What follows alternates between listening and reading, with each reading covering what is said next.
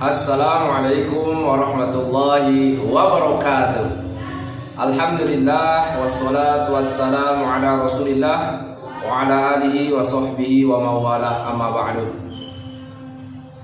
Anak-anak Ustaz yang dimuliakan Allah Subhanahu wa taala, baiklah, hari ini kita akan melanjutkan kembali pembelajaran PAI,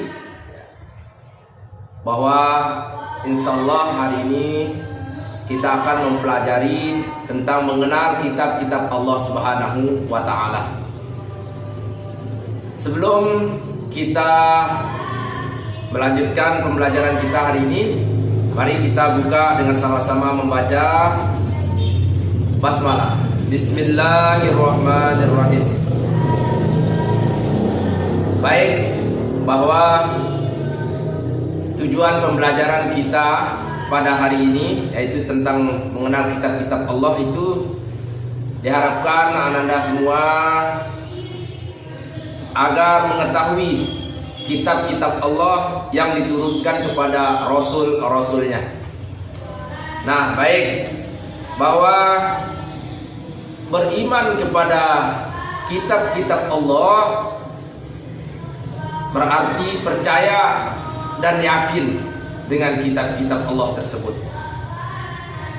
Kitab Allah berarti kumpulan firman Allah yang diturunkan kepada para nabi atau rasulnya melalui malaikat Jibril. Untuk apa? Untuk disampaikan kepada umat manusia, kepada kita, ya. Jadi ketika sudah diturunkan kepada malaikat, maka malaikat menyampaikan kepada para nabi dan rasul, kemudian para nabi dan rasul disampaikan kepada umat-umatnya, ya. Beriman kepada kitab Allah berarti mempercayai dan meyakini bahwa Allah Subhanahu wa taala itu menurunkan kitab kepada Rasulnya. Beriman kepada kitab Allah merupakan rukun iman yang ketiga, ya, merupakan rukun iman yang ketiga. Rukun iman ada 6. Ingat anak-anak Ustaz? Jadi rukun iman itu ada 6. Apa itu? Yang pertama, iman kepada Allah. Yang kedua, iman kepada para malaikat. Yang ketiga, iman kepada kitab-kitab Allah. Nah, itu yang kita akan pelajari hari ini. Kemudian yang keempat, iman kepada Rasul-Rasul Allah. Kemudian yang selanjutnya, iman kepada hari akhir atau hari kiamat. Kemudian yang berikutnya, yang terakhir adalah iman kepada qada dan qadar Allah Subhanahu wa taala. Nah, setiap muslim wajib beriman kepada kitab Allah. Kitab Allah itu mengandung kebenaran yang harus dijadikan pedoman umat manusia dalam hidup sehari-hari. Allah berfirman, "Kana an-nasu ummatan wahidah, fa ba'atsallahu an-nabiyyina mubasysyirin wa munzirin wa anzala ma'ahumul kitaba bil haqq liyahkuma bainan nasi fi makhtalafu fi."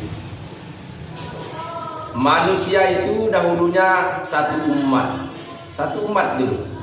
Lalu Allah mengutus para nabi untuk menyampaikan kabar gembira dan peringatan, dan diturunkannya bersama mereka kitab yang mengandung kebenaran untuk memberi keputusan di antara manusia tentang perkara yang mereka perselisihan.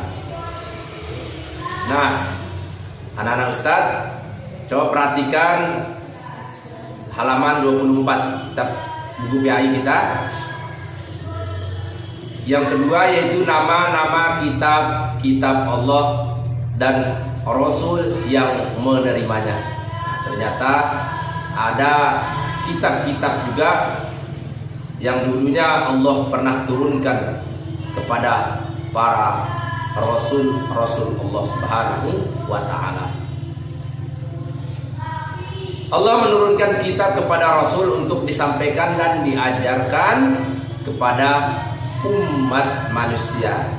Kitab-kitab yang diturunkan Allah kepada Nabi dan Rasul adalah yang pertama kitab Taurat.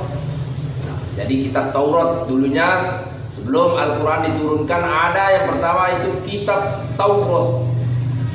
Kitab Taurat diturunkan kepada Nabi Musa alaihis salam.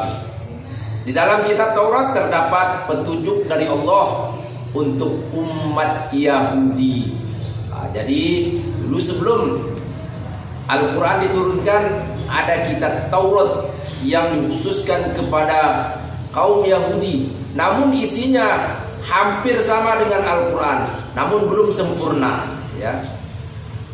Kemudian firman Allah mengatakan inna anzalna taurata fiha hudaw wa nur yahkumu bihan nabiyyuna alladziina aslamu lilladziina hadu. Ya, artinya sungguh kami yang menurunkan kitab Taurat, di dalamnya ada petunjuk dan cahaya. Yang dengan kitab itu para nabi yang berserah diri kepada Allah memberi putusan atas perkara orang Yahudi. Nah, itu surah Al-Maidah ayat 44. Jadi sebagaimana firman Allah yang tadi itu, kitab Taurat diturunkan Allah untuk kaum Yahudi, ya. Nabi yang dimaksud pada ayat di atas adalah Nabi Musa. Kitab Taurat terkenal dengan istilah Ten Commandment, 10 perintah Tuhan. Ada 10 perintah Tuhan di sini di dalam kitab Taurat yang dibawa atau yang diturunkan kepada Nabi Musa. Yang pertama perintah di dalam kitab Taurat tersebut adalah bersaksi bahwa tiada Tuhan selain Allah. Sama, ya, sama dengan Al-Quran. Kemudian selain Allah tidak boleh disembah, termasuk berhala-berhala atau patung-patung. Sama, hanya menyembah Allah Subhanahu wa ta'ala. Yang ketiga, tidak boleh menyebut Allah dengan sia-sia. Sama, ya. Kemudian hari Sabtu adalah hari besar umat Yahudi. Oleh karena itu, hari Sabtu harus disucikan di lingkungan umat Yahudi. Hari Sabtu dikenal dengan sebutan hari Sabat. Itu dulu, ya, di dalam kitab Taurat. Yang kelima, ajaran kitab Taurat itu ada tertera harus menghormati kedua orang tua, ayah dan ibu, ya. Sama. Kemudian dilarang membunuh sesama manusia, ya, ini juga larangan, ya. Ajaran kitab Taurat, ya. Kemudian dilarang berzina, ini juga ada dalam Al-Quran, semuanya ada dalam Al-Quran, ya. Dilarang mencuri, nah, juga itu ada dalam Al-Quran. Tidak membenarkan menjadi saksi palsu, ya. Dilarang mengambil istri orang lain, semuanya itu akan termaktub juga dalam Al-Quran.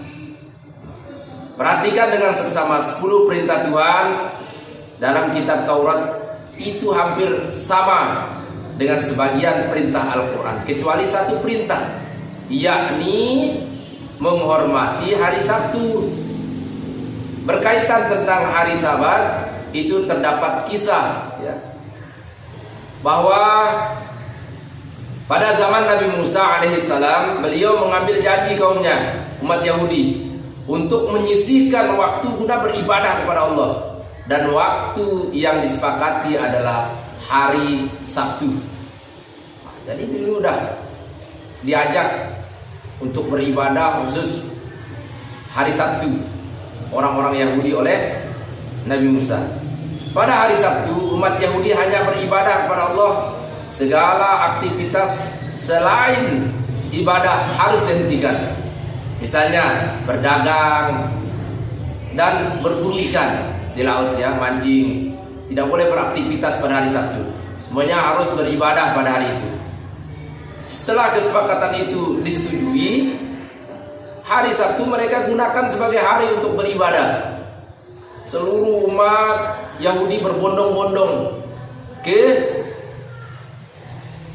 sinagoge namanya ya, tempat beribadah orang Yahudi, tempat ibadah kaum Yahudi ya, untuk menyembah Allah Subhanahu wa taala. Allah yang disembah ya, Allah bukan yang lain ya. Saat umat Yahudi rajin beribadah, Allah menguji mereka atas kehendak Allah. Setiap hari Sabtu ikan-ikan keluar dari dasar laut. Nah, di situ ujian besar ya. Ikan-ikan itu menampakkan diri di permukaan air laut. Wah, seolah-olah ada memancing-mancing ya. Ikan-ikan itu menampakkan diri di permukaan laut. Hal itu menggoda iman kaum Yahudi. Kaum Yahudi akhirnya banyak yang tergoda sehingga melanggar kesepakatan. Setiap Sabtu kaum Yahudi tidak lagi beribadah kepada Allah, tetapi mereka berbondong-bondong menangkap ikan, malah pergi ke laut.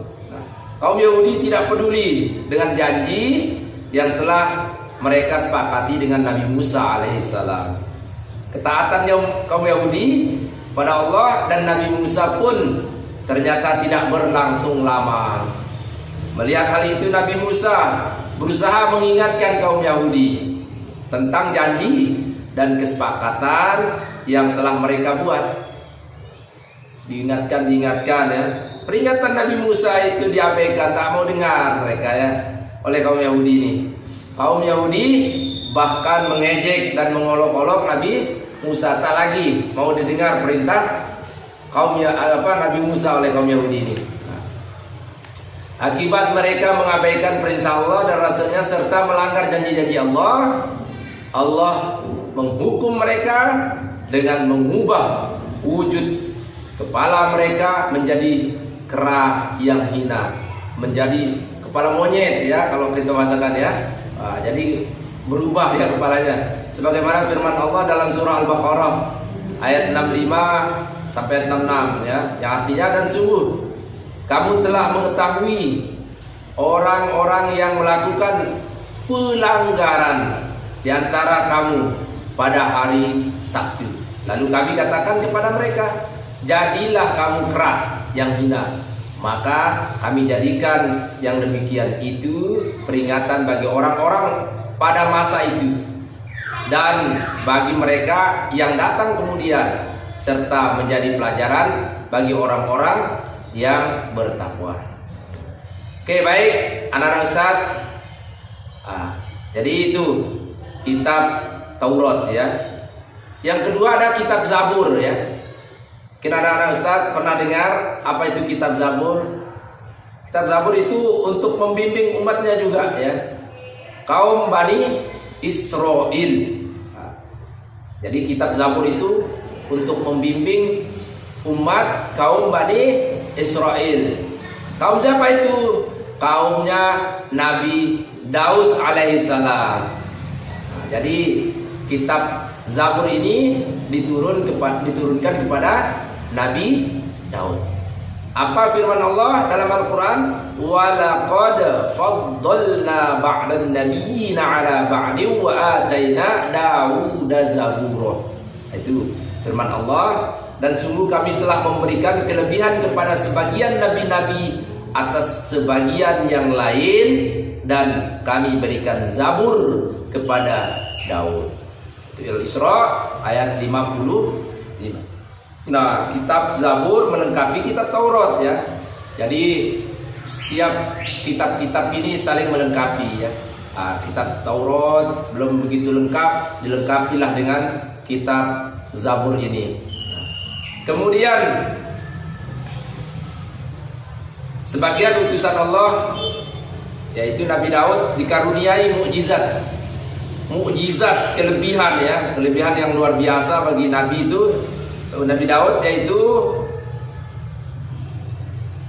yaitu beliau mampu melunakkan besi ya, dengan kekuatan tangan beliau ya. Jadi mampu melunakkan besi. Kemudian beliau Nabi Daud ini mempunyai suara yang sangat merdu ya, ketika membaca kitab Zabur tersebut ya. Itu kelebihan Nabi Daud ya, punya kekuatan, yakni diberikan mukjizat oleh Allah, yaitu mampu melunakkan besi, sekuat apapun besi ya, sehingga baju perang beliau bisa buat dengan tangan sendiri tanpa menggunakan alat. Kemudian beliau juga mempunyai suara yang begitu merdu ya, begitu merdu, sehingga bahkan dalam sebuah riwayat, begitu Nabi Daud ini membaca kitab Zabur ini, jangankan manusia, burung-burung, hewan, angin pun terhenti ya mendengar bacaan Nabi Daud. Kemudian yang berikutnya adalah kitab Injil ya. Kitab Injil diturunkan Allah Subhanahu wa taala kepada Nabi Isa alaihi salam. Ada juga firman Allah, bisa dibaca di halaman 26 anak-anak ya. Silakan dibaca. Itu ada artinya, dan kami teruskan jejak mereka dengan mengutus Isa putra Maryam membenarkan kitab yang sebelumnya, yaitu Taurat, dan kami menurunkan Injil kepadanya. Di dalamnya terdapat petunjuk dan cahaya, dan membenarkan kitab yang sebelumnya, yaitu Taurat. Nah, jadi sama isinya, dilengkapi saja ya. Dari Zabur ya, Taurat ya, Injil, ini semuanya sama. Jadi isinya tidak ada yang menyimpang ya. Dan membenarkan kitab-kitab sebelumnya, yaitu Taurat, dan sebagai petunjuk serta pengajaran untuk orang-orang yang bertakwa. Jadi sebagaimana ajaran di dalam kitab Taurat itu menyembah Allah, itu juga di dalam Injil ya. Jadi tidak ada perbedaannya, cuma lebih sempurna lagi, lebih banyak perintah-perintah Allah yang lainnya ya. Nabi Isa merupakan nabi terakhir dari Bani Israel. Beliau ditugaskan untuk Bani Israel. Bani Israel merupakan kaum yang paling sulit ya, untuk diajak menuju kebaikan. Banyak yang membangkang ya. Oleh karena itu Nabi Isa dibekali Allah berupa kitab Injil ya. Kedatangan Nabi Isa tidak disambut baik oleh kaumnya, terutama para pemimpin Bani Israel. Para pemimpin Bani Israel merasa terancam kedudukannya di hadapan masyarakat ya. Mereka khawatir kehilangan kewibawaan di tengah-tengah masyarakat ya.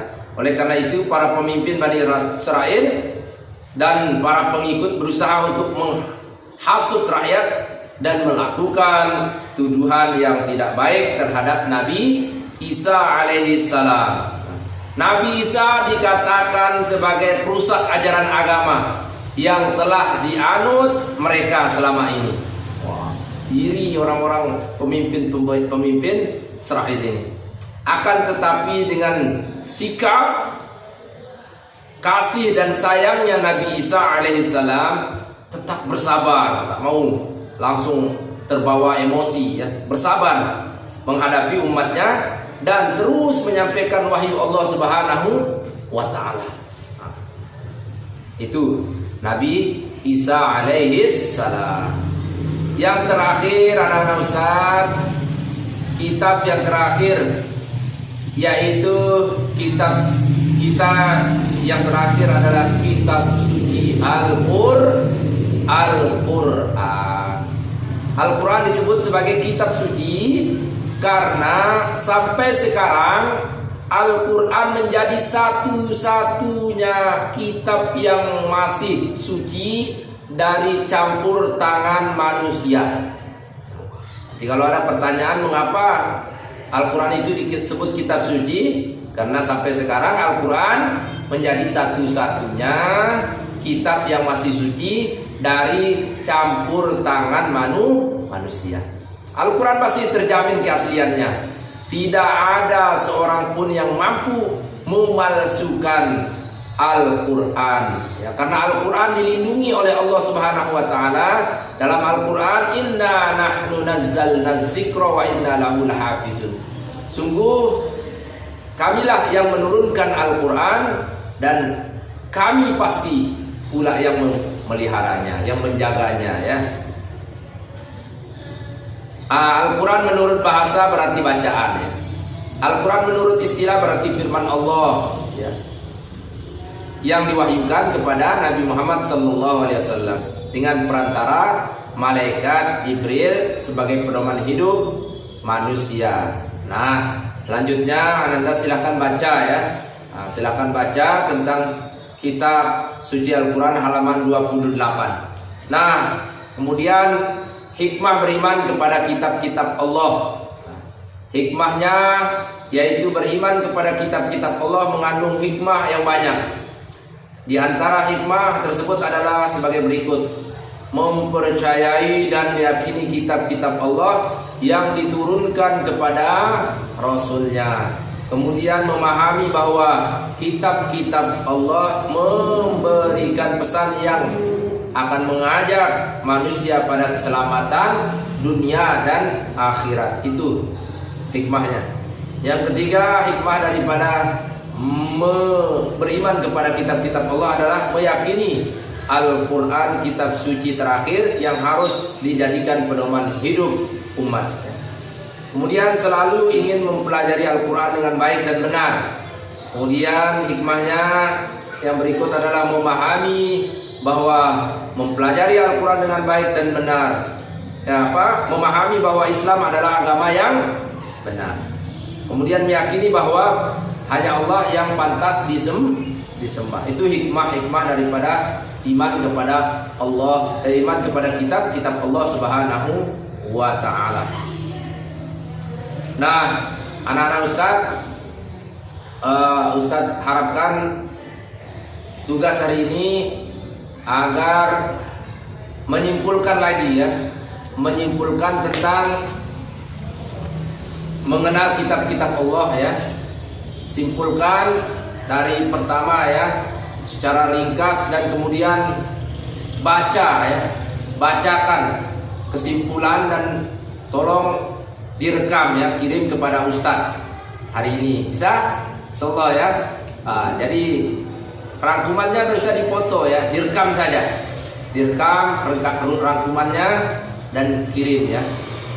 Jadi kirim rekamannya.